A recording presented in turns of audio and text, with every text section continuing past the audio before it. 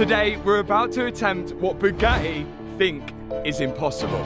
Can't do that in a garage. There's just a few places in the world with the right equipment and only a few people in the world with the right training to be able to do that. For years, people have watched Mat Armstrong struggle with locked software systems, huge repair bills, and strict rules set by car manufacturers. Now, the Chinese car company is reportedly giving him a chance to do something unbelievable: rebuild a $2 million hypercar while the whole world watches. But why would a company trust one of the world's most expensive cars to YouTube's most famous car rebuilder? And what if he proves that this hypercar is actually much easier to repair than some of the most exclusive and expensive cars on the market? BYD's bold new mission. It takes a lot of confidence for a company to build some of the world's most advanced batteries and then go on to create a hypercar capable of challenging the biggest names in the automotive industry. Yet that is exactly what BYD has done at the 2026 Beijing Auto Show. This is Chasing Cars, and we're at this year's Beijing Motor Show to explore the latest developments in China's car industry. While many traditional automakers have been struggling to adapt their supercars for the electric future, BYD has quietly introduced one of the most expensive and technologically advanced hypercars ever built. In doing so, it has aimed directly at famous brands like Ferrari and Bugatti. For years, BYD was known for making affordable electric vehicles, offering good technology at competitive prices. But things have changed. At the show, BYD's luxury sub-brand, Yangwang, unveiled a special limited edition hypercar called the U9 Extreme. With a price tag of about $2.76 million, it is one of the most expensive cars the company has ever produced. Only 30 units will be made worldwide, making the car extremely rare. Beneath its eye-catching design is a 1,200-volt electrical system and 4 electric motors producing more than 3,000 horsepower. This is not just a concept car meant for display. BYD chairman Wang Chuanfu personally delivered the first car to a customer at the event, and all available units were reportedly sold before the show even opened. The U9 Extreme's performance figures are equally impressive. In September 2025, it became the first production electric vehicle to complete a lap of Germany's famous Nürburgring Nordschleife circuit in less than 7 minutes, recording a time of 6 minutes and 59.157 seconds. Later, it reached an officially certified top speed of 496.22 kilometers per hour. Yangwang, BYD's luxury division, attracted worldwide attention by setting this new production car speed record, beating previous benchmarks held by Bugatti and Koenigsegg. It is now considered one of the fastest Chinese cars ever built. Alongside the U9 Extreme, BYD also revealed the futuristic Fang Chengbao Formula X concept. Inspired by natural forms and designed with aggressive aerodynamics, the vehicle suggests that BYD aims to dominate both road cars and high-performance track machines. But what if BYD decided to do something that no hypercar manufacturer has ever attempted? What if, instead of keeping a damaged U9 Extreme hidden inside a factory, the company gave it to a famous automotive YouTuber and allowed millions of people to watch every repair, every mistake, and every success in real time? If that idea sounds familiar, it's because one person has already spent years fighting similar battles against some of the biggest car manufacturers in the world. But who is Mat Armstrong, and why does his name make some of the world's biggest car manufacturers uneasy? Let's find out. BMX to car restoration. From the time he was old enough to hold a wrench, Mat learned how to fix cars from his father, Tony, who worked as a mechanic. Cars were always a part of his life, but his biggest passion growing up was BMX riding. As he got older, he became a professional BMX rider, traveling around the United Kingdom to compete in events. Sponsored by major brands, He spent much of his time living out of a van and repairing his own bikes because it was the most affordable way to stay in the sport. However, BMX came with a harsh reality. Sooner or later, the body can only take so much punishment. After suffering a serious injury, several broken bones, torn ligaments, and years of physical strain, Mat realized he could not continue competing. In his early 20s, he was forced to leave the sport he loved and suddenly found himself without a career. Instead of giving up, Mat turned his attention back to cars. His love for them had never disappeared, and now it became his main focus. He began using his YouTube channel to share car restoration projects, teaching himself new skills through hard work, practice, and plenty of mistakes along the way. Everything started to change when his girlfriend Hannah's Audi TT was involved in an accident. The insurance company declared the car a total loss. Guys, Hannah had a bit of an accident. The TT is badly damaged. The rear wheel has completely snapped off. Rather than letting the car go, Mat bought the damaged vehicle for just £600 and filmed himself repairing it. The video was far from professional, but viewers appreciated its honesty and authenticity. Gradually, more people began watching. While working at a vehicle tuning company and also doing food delivery jobs, Mat spent every spare moment rebuilding cars and creating videos. His big breakthrough came when renowned automotive journalist and former host reacted to one of his restoration projects. The attention brought thousands of new viewers to his channel. Soon after, a video featuring a Bentley earned him his first major sponsorship deal. By the end of 2019, his YouTube income had surpassed the money he earned from his regular jobs. Confident that he could make a living as a content creator, he left his day job and became a full-time YouTuber.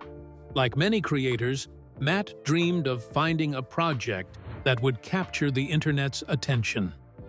That opportunity arrived in early 2024 when he purchased a heavily damaged Rolls-Royce.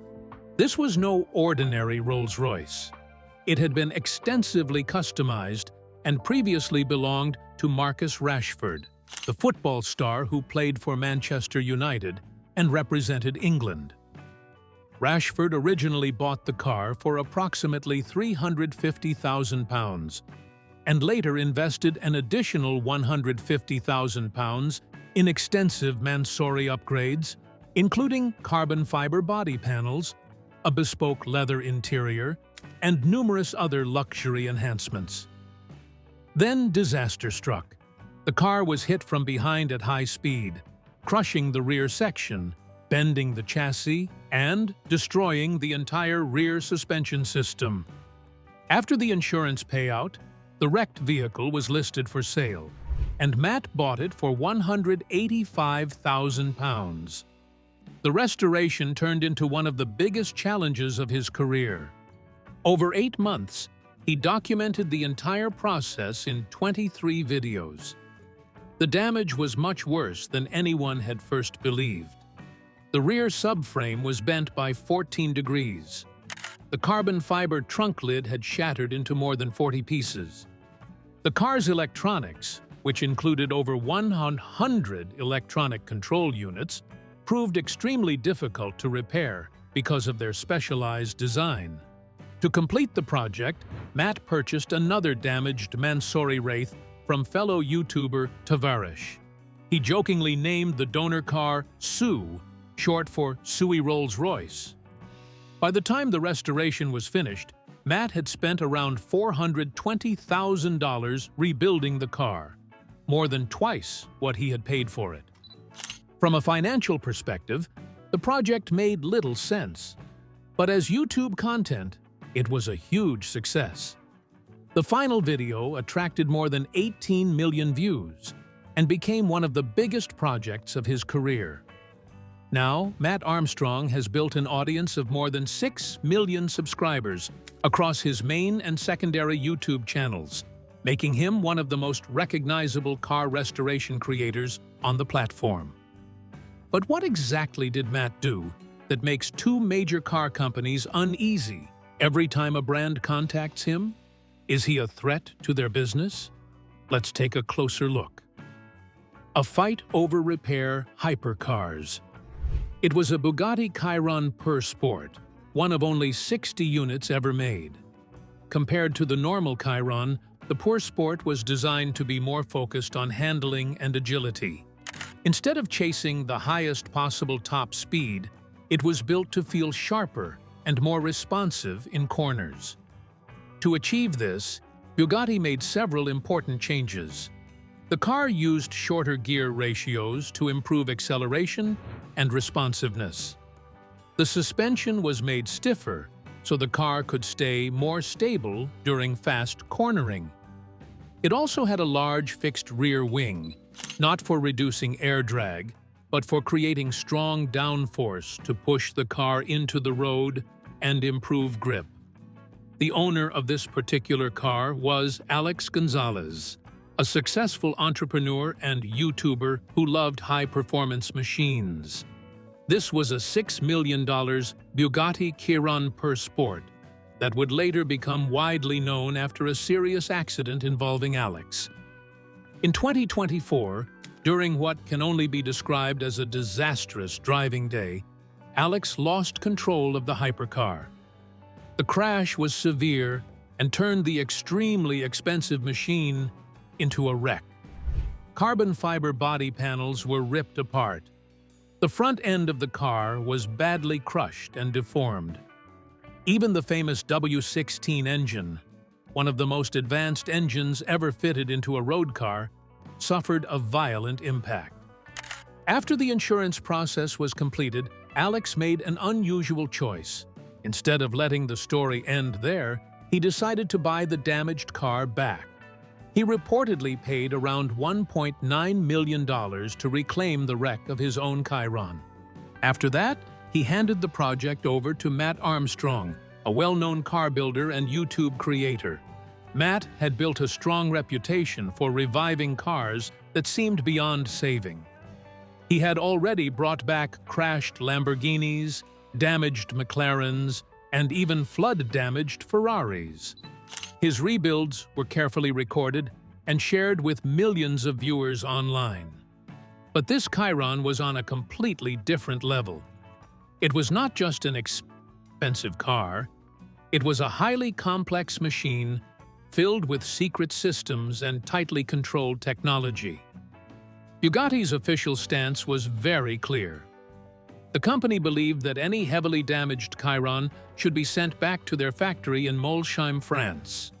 There, specially trained experts using exclusive tools, software, and procedures would assess and repair the vehicle properly. The official repair estimate for Alex's crashed Chiron shocked many people in the industry. It came to around $1.7 million, even though nearly $2 million had already been spent buying back the wreck. Despite this, Alex and Mat decided to take a different path. They believed the car could be rebuilt for less money, and they also wanted to document the entire process publicly. That decision set the stage for what became known as the French Wall. The first major barrier was digital. Bugatti locked the car's VIN number. A VIN is not just an identification code. In modern cars, it controls access to diagnostic systems and official parts ordering. Without an active VIN, it becomes extremely difficult, sometimes impossible, to get factory support or replacement components. In practice, this meant Mat could not simply contact Bugatti and order key parts like a new carbon fiber chassis section. The normal supply system was cut off completely. The situation soon became public. Mate Rimac, the CEO of Bugatti Rimac, commented on the controversy. He explained that he had ideas for extreme modifications, but decided it would be better to test them outside Bugatti first, before considering them for future use. He also emphasized that only factory-approved repairs could guarantee the safety and structural strength of a Chiron. While this was presented as a matter of quality and safety, the message was clear. A car repaired outside the official system would never be recognized by Bugatti. This left Mat in a very difficult position. He was no longer just repairing a crashed hypercar. He was now facing a bigger challenge, questioning whether only manufacturers should have control over how such advanced cars are repaired once they leave the factory. How do one bring a 1,500 horsepower hypercar back to life when the manufacturer won't offer any support? Or does he have a secret backup from the company? Let's take a closer look. The incredible revival. The biggest and most pressing problem was finding the right parts. Bugatti had already made its stance very clear. No official Chiron components would be supplied to Mat's workshop in Leicester. On paper, that sounded like a dead end. But in reality, even the most expensive and exclusive cars in the world are not completely unique in the way people imagine. Behind the luxury branding, many of them still depend on shared suppliers and standardized parts used across the wider automotive industry. The real skill is knowing where those hidden connections exist. The first real breakthrough came from somewhere completely unexpected: an airbag. Chiron's interior may be filled with hand-finished luxury materials and bespoke craftsmanship, but safety systems are a different story. They must still follow strict global regulations, which force manufacturers to rely on tested, widely approved components. After deep research and careful comparison of part numbers, Mat discovered something surprising. The knee airbag module in the Chiron Pure Sport wasn't a rare Bugatti-only creation at all. It was actually the same unit used in a normal Audi A3, a car worth only a tiny fraction of the Bugatti's price. That discovery exposed an uncomfortable truth about the supercar world. Even the most exclusive machines often share hidden common parts with everyday vehicles when it comes to essential safety systems. Further digging revealed another link. The steering wheel airbag assembly could be traced back to the Aston Martin DB11, another high-end car, but still far more accessible than a Bugatti. Mat was able to source these components through normal supply channels without needing special approval from Bugatti, VIN verification hurdles, or factory authorization. The parts arrived normally, ready to be installed and ready to do their job if they were ever needed again. But airbags were only the easy part. The real challenge lay in Chiron's unique, highly engineered systems. The crash had caused serious damage: broken radiators, bent mounting points, and even distortion in the complex carbon fiber ducting system that feeds air into the massive W16 engine. Under normal circumstances, Bugatti would simply replace entire factory-built assemblies. But Mat didn't have that option, so he had to rebuild what could not be bought. Using advanced 3D scanning technology, the team carefully scanned damaged sections of the car in extreme detail. They then compared these scans with undamaged areas on the opposite side of the vehicle to understand the original shape and structure. From this data, they created precise digital models that acted like blueprints for reconstruction. With these models, they combined CNC machining, custom fabrication, and traditional welding to bring parts back to life. Cracked components were repaired, missing structural sections were rebuilt, and even entire radiators were custom-made from scratch. Then came the most intimidating stage of all: the engine. The Bugatti Chiron is powered by a quad-turbocharged W16 engine, an engineering marvel of extreme complexity. Even a small mistake during reassembly could lead to catastrophic failure. After months of careful rebuilding, double-checking, and testing, the moment finally arrived. There was only one thing left to do: start it. The workshop fell completely silent. For a few seconds, nothing happened. Then, suddenly, everything changed. The W16 roared to life with a deep, explosive sound that filled the entire Leicester workshop. The Chiron that was once written off as too complex to revive was alive once more.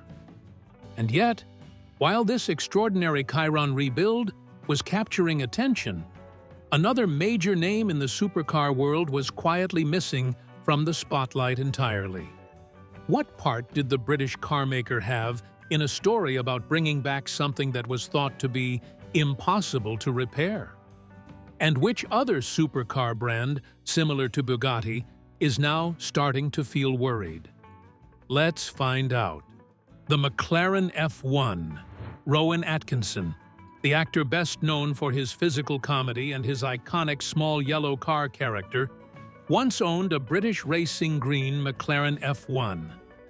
In 2011, that famous supercar was badly damaged after it went off the road and crashed into a tree. Instead of writing the car off or letting the insurance company break it apart for spare parts, Atkinson made a surprising choice. He sent the heavily damaged McLaren F1 back to McLaren itself, the original manufacturer, for repair. The restoration was not quick. It took more than a year to complete, and the repair bill was widely reported to be around £910,000. At the time, this became one of the biggest insurance payouts ever recorded in British car history. But McLaren succeeded in bringing the car back to factory condition, restoring it as if it had just left the production line. After the repair, Atkinson later sold the restored McLaren F1 for around £8 million. What began as a serious crash ended up turning into a surprising financial success. Inside McLaren, this story became an important example of how the company deals with damaged cars and public attention. It also helps explain why McLaren stayed silent during the public situation involving YouTuber Mat Armstrong's attempt to rebuild a crashed Bugatti Chiron. From McLaren's point of view, there was little benefit in getting involved in that kind of public debate between a content creator and another major car brand. If McLaren openly supported independent rebuilds, it could be seen as approving repairs done outside its tightly controlled factory system. On the other hand, if it openly opposed them, it could create backlash and upset a large and passionate group of car fans who follow such projects closely. So the safest option was to stay out of it completely. There was also another reason for this quiet approach. McLaren had already crossed paths with Mat Armstrong before. He had previously rebuilt a badly damaged McLaren 720S, a project that went far beyond simple repairs. It involved sourcing major structural parts and essentially rebuilding large sections of the car. During that project, McLaren did not help, but it also did not try to stop him. The company simply watched from the side as an independent builder showed what could be achieved outside the official manufacturer system.